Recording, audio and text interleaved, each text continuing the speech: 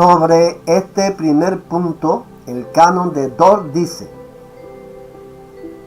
todos los hombres son concebidos en pecado, nacen como hijos de ira, incapaces de algún bien saludable o salvífico e inclinados al mal, muertos en pecados y esclavos del pecado, y no quieren ni pueden volver a Dios, ni corregir su naturaleza corrompida, ni por ellos mismos mejorar la misma, sin la gracia del Espíritu Santo, que es quien regenera. Si el calvinismo se limitara a enseñar con este punto que el hombre nace con una naturaleza y un estado de pecado irremediables, que está por lo tanto condenado a pecar desde el momento mismo en que tiene uso de razón, que no tiene otra opción que la de pecar por cuanto su naturaleza está del todo corrompida y que solo la gracia de Dios lo puede redimir de su estado, no estaría mal. Eso es lo que enseña la Escritura. Pero el calvinista va más allá que eso con este punto. Para ellos esto quiere decir que el pecador está muerto espiritualmente como una persona está muerta físicamente.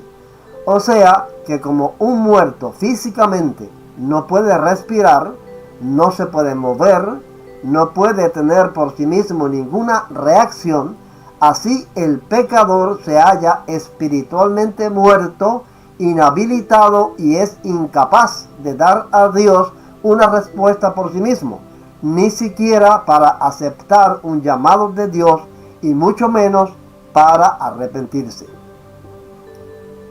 En una página calvinista que leí recientemente en internet, donde el autor de la misma hace preguntas y se responde a sí mismo, hace la siguiente: ¿puede un pecador arrepentirse por sí mismo?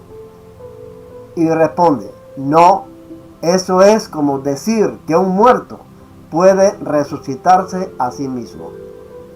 Entre los exponentes más notables de esta doctrina calvinista en el siglo XX estuvo el pastor Robert Charles Sproul. De él son estas ideas que van a escuchar. El hombre, por su caída en un estado de pecado, caído absolutamente, esto es totalmente, ha perdido absolutamente toda capacidad para querer algún bien espiritual que acompañe la salvación. Así que, como un hombre natural, siendo enteramente opuesto a ese bien y muerto en pecado, no es capaz por su propia fuerza de convertirse a sí mismo o prepararse por sí mismo para ello. Según Agustín, la caída fue tan profunda y el poder del pecado tan fuerte en el hombre que solo Dios puede cambiar la disposición de su alma. Hoy, en Renovando tu Mente, veremos que antes de que una persona venga a Cristo, Dios debe actuar de manera unilateral, monergista, independiente y soberana, cambiando el alma del pecador. Según el calvinista, si Dios antes no toca al pecador con su gracia soberana y lo resucita de esa muerte espiritual, el pecador por sí mismo, libremente, voluntariamente, conscientemente y responsablemente no puede reaccionar. No puede decirle sí a Dios por una decisión personal ante un llamado que el Señor le haga. Cuando un pecador responde positivamente al llamado de Dios y se arrepiente, fue porque Dios lo resucitó de su muerte espiritual antes de su respuesta positiva. Le dio vida espiritual. Y entonces, en esa condición, salvado por Dios primero, es que él puede reaccionar al llamado de Dios.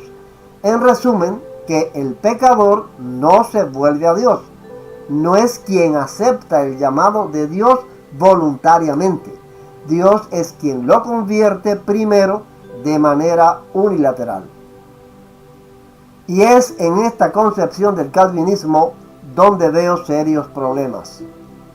En primer lugar, quien acepta y confiesa este primer punto del calvinismo, acepta y confiesa implícitamente que el pecador no es ni responsable ni culpable al rechazar el llamado al arrepentimiento que Dios le hace. ¿Por qué? Porque no es él quien toma la decisión, sino Dios es quien decide darle la vida espiritual o no dársela. Si Dios lo resucita de su muerte espiritual, el pecador reacciona y se arrepiente. Pero si no lo resucita, entonces el pecador no puede reaccionar por sí mismo. Esta es una insólita manera de eximir al pecador de su responsabilidad y culpabilidad personal ante Dios. Esto definitivamente no es una doctrina bíblica. La Biblia, desde Génesis hasta Apocalipsis, nos enseña que el hombre, aún después de su caída, es un ser libre con voluntad propia para escoger entre el bien y el mal, y que por lo tanto es responsable y culpable si no hace caso al llamado de Dios al arrepentimiento y al cumplimiento de su voluntad. En este orden pudiéramos citar una gran cantidad de escrituras. Solo vamos a citar dos, una del Antiguo Testamento y otra del Nuevo.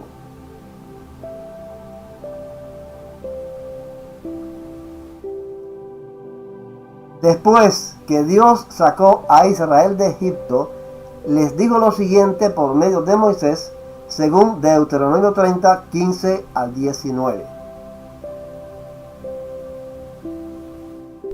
Mira, yo he puesto delante de ti hoy la vida y el bien, la muerte y el mal.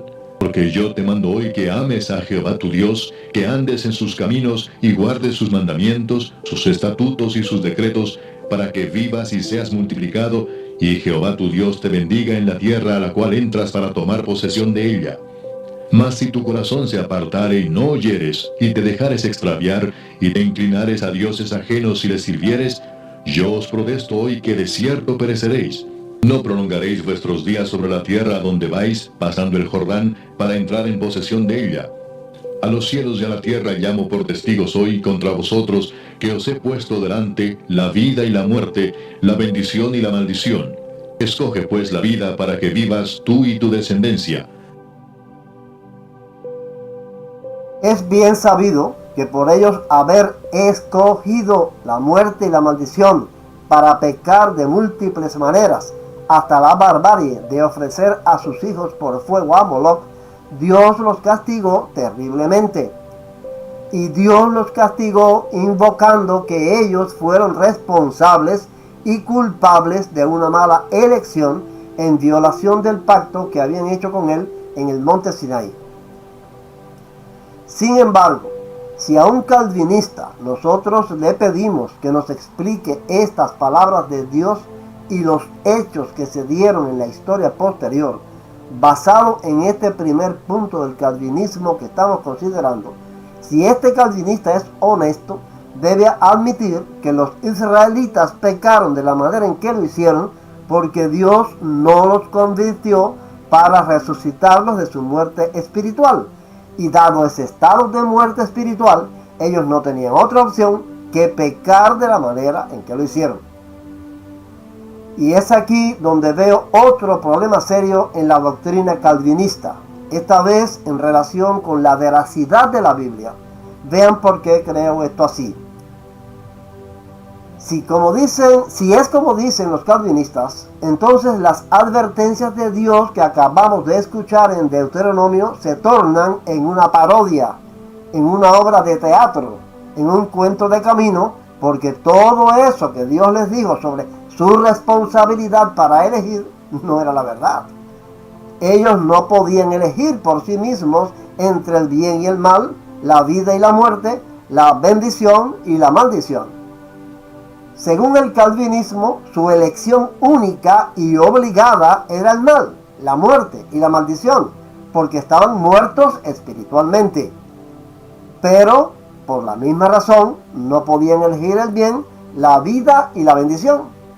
Entonces, ¿por qué Dios los conmina a elegir en ambos sentidos? El pastor y escritor norteamericano David Hunt, en su libro ¿Qué amor es este?, representaciones calvinistas falsas de Dios, escribe lo siguiente: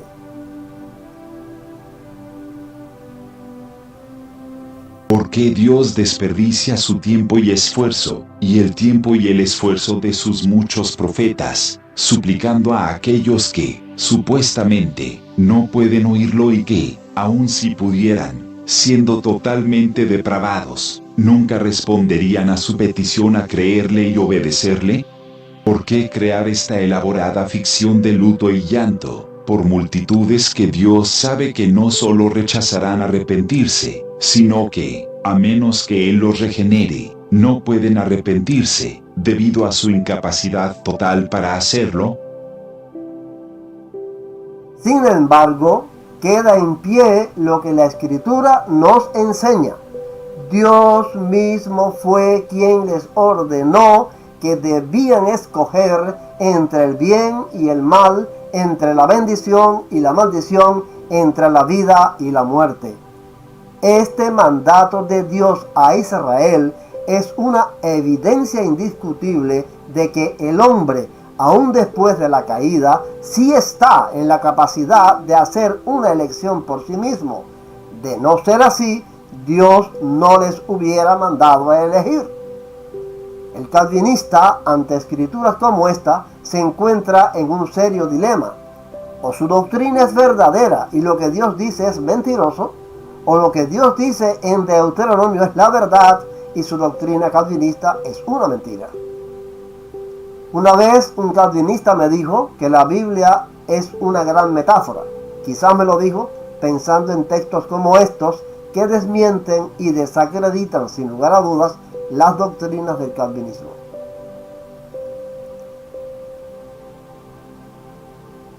Veamos ahora el texto del Nuevo Testamento según Romanos 1, 18 al 21. Porque la ira de Dios se revela desde el cielo contra toda impiedad e injusticia de los hombres que detienen con injusticia la verdad. Porque lo que de Dios se conoce les es manifiesto, pues Dios se lo manifestó. Porque las cosas invisibles de Él, su eterno poder y deidad, se hacen claramente visibles desde la creación del mundo, siendo entendidas por medio de las cosas hechas, de modo que no tienen excusa.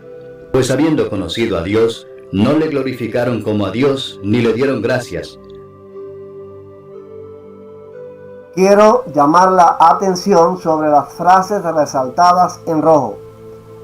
Les es manifiesto, se lo manifestó, se hace claramente visible, siendo entendidas y habiendo conocido.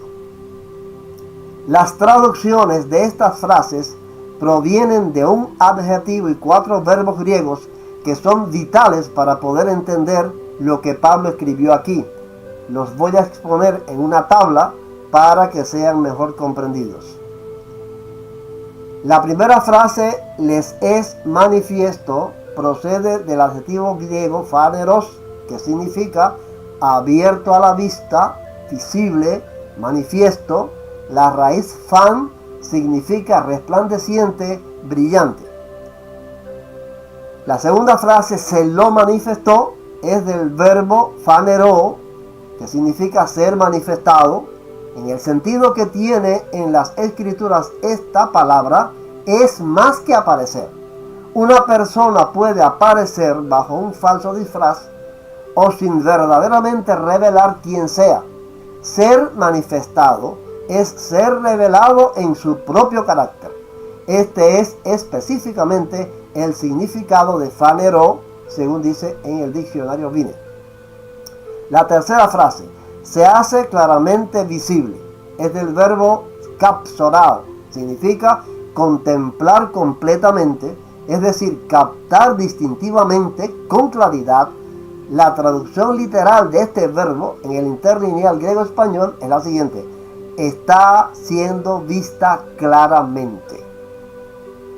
siendo entendidas, de otro verbo no llevo, percibir con la mente, observar, pensar acerca de, comprender, captar, prestar atención. Y habiendo conocido, el cuarto verbo, ginosko o ginosko, entender totalmente, conocer, saber.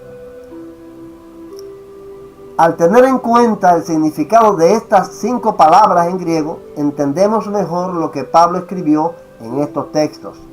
Lo que Pablo dice es que el eterno poder de Dios y su deidad se pueden contemplar completamente, claramente, de manera brillante, resplandeciente a través de la creación, y también se pueden comprender y captar por la mente. Ahora bien, ese poder de Dios y esa deidad dados a conocer claramente a través de la creación, el Señor se lo manifestó a la humanidad, o sea, se lo dio a conocer a los seres humanos. Recapitulo parte de lo que dice el diccionario Vine. Ser manifestado, phanero, en el sentido que tiene en las escrituras, esta palabra es más que aparecer, es ser revelado en su propio carácter. Entonces, he aquí lo importante de este texto para lo que estamos tratando. Los seres humanos comprendieron, ellos conocieron a Dios a través de la creación y no como algo que les parecía ser, sino revelado en su propio carácter. Pero Pablo dice que la humanidad no tiene excusa. ¿Por qué no tiene excusa?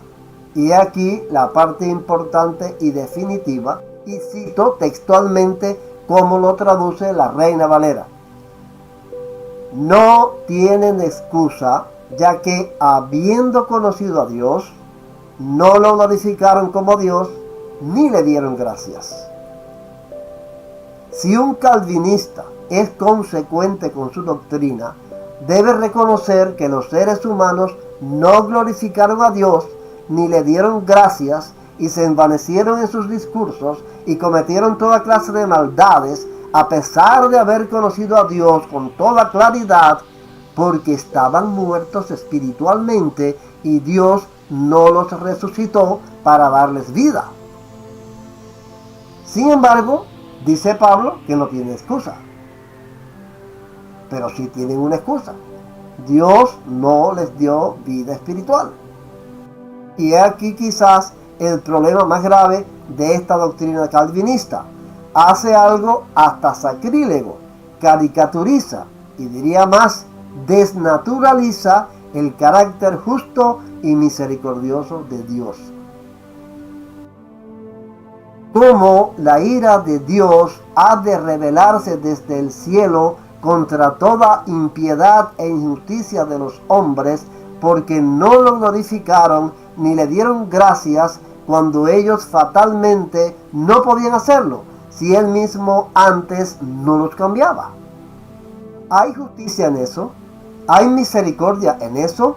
Absolutamente no. Bien tituló el pastor David Hunt su libro. ¿Qué amor es este? Representaciones calvinistas falsas de Dios.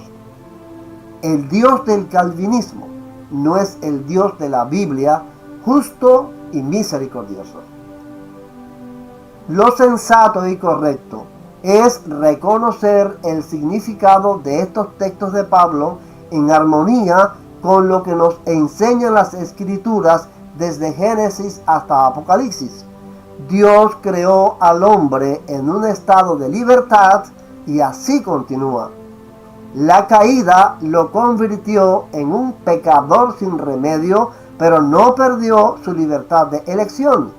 Dios le otorga soberanamente, Él no es un dictador como el Dios de Juan Calvino, la libertad de elección, como se la concedió a Adán y a Eva antes de la caída en el Edén y a los hebreos después de la caída cuando fueron a entrar en la tierra prometida.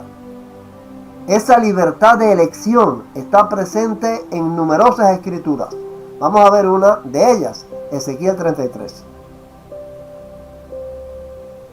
Cuando yo dijere al impío, Impío, de cierto morirás.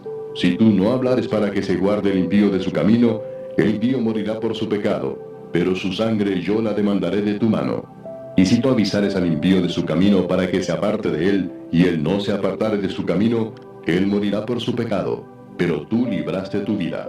Tú pues, hijo de hombre, di a la casa de Israel: vosotros habéis hablado así, diciendo: nuestras rebeliones y nuestros pecados están sobre nosotros, y a causa de ellos somos consumidos. ¿Cómo pues viviremos?